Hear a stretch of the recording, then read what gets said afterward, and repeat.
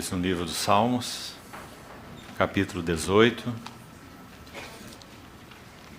verso 30. O caminho de Deus é perfeito, a palavra do Senhor é provada. Ele é escudo para todos os que nele se refugiam. Vamos fazer um destaque nessa primeira frase: o caminho de Deus é perfeito. Vamos ainda ao Salmo 25.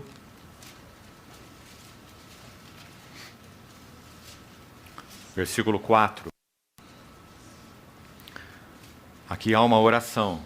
Faze-me, Senhor, conhecer os teus caminhos. Ensina-me as tuas veredas. Faze-me conhecer teus caminhos. Ainda, verso 9. Guia os humildes na justiça e ensina aos mansos o seu caminho. Ainda o verso 12. Ao homem que teme ao Senhor, ele o instruirá no caminho que deve escolher. Salmo 86. Verso 11. Ensina-me, Senhor, o teu caminho, e andarei na tua verdade. Dispõe-me o coração para só temer o teu nome. Ainda mais um salmo, 95, versos 10 e 11. Durante 40 anos estive desgostado com essa geração e disse: é povo de coração transviado, não conhece os meus caminhos. Por isso jurei na minha ira: não entrarão no meu descanso. Lembrando que esse par de versos aparece também em Hebreus 3, versos 10 e 11, exatamente a citação do Salmo 95, se referindo ao fato do povo de Israel errar no seu coração e não conhecer os caminhos do Senhor. Estes sempre erram no coração, não conheceram meus caminhos. Vamos ainda ter uma palavra de oração.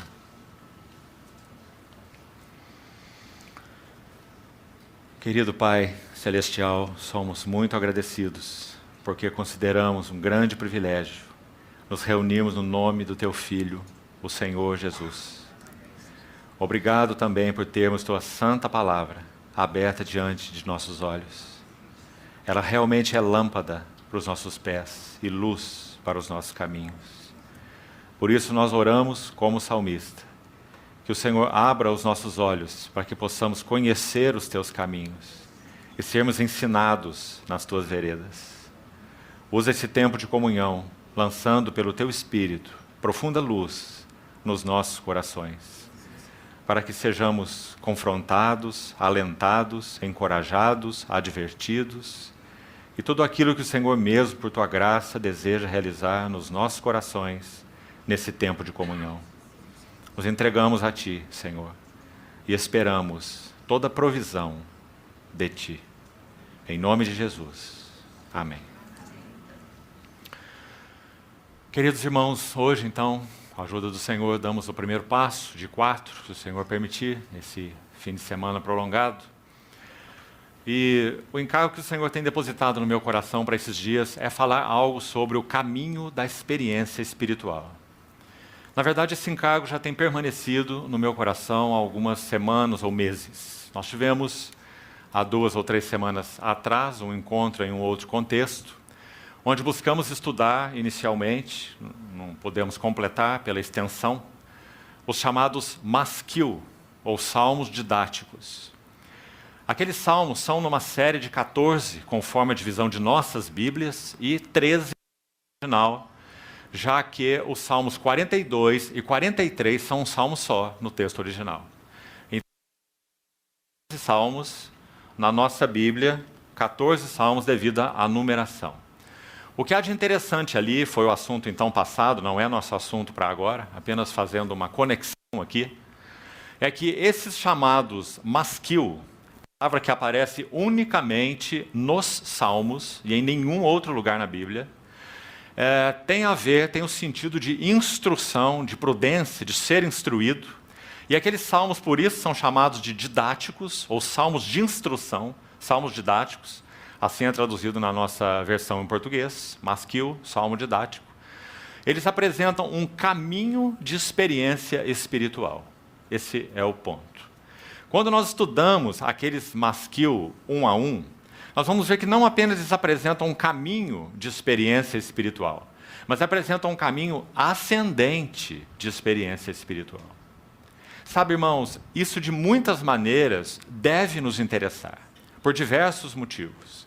Se o Senhor permitir, gastaremos tempo, toda a reunião de hoje, fazendo uma necessária introdução para esse tema, que certamente irá nos ajudar, creio assim, espero no Senhor, a sermos checados nesse assunto, particularmente do subjetivismo, no que concerne à experiência espiritual. Todos nós temos muita dificuldade no que concerne a entender bem esse caminho do progresso espiritual, ou da experiência espiritual verdadeira, genuína, que realmente tem sentido, tem conteúdo e consistência diante do Senhor. Porque nós somos, por natureza, extremamente subjetivos e subjetivistas. Então, a grande ajuda que recebemos, naquele primeiro contexto que eu abordava, os masquil, é que nós temos descrito nos Salmos, de uma maneira única, realmente singular, o caminho da experiência espiritual. Interessante que o primeiro Salmo já mostra a primeira base: arrependimento e perdão. Esse é o primeiro passo na jornada e na experiência espiritual. E assim nós temos, como falamos, 14 salmos. E eles passam por vários temas, é claro, já que é um caminho ascendente.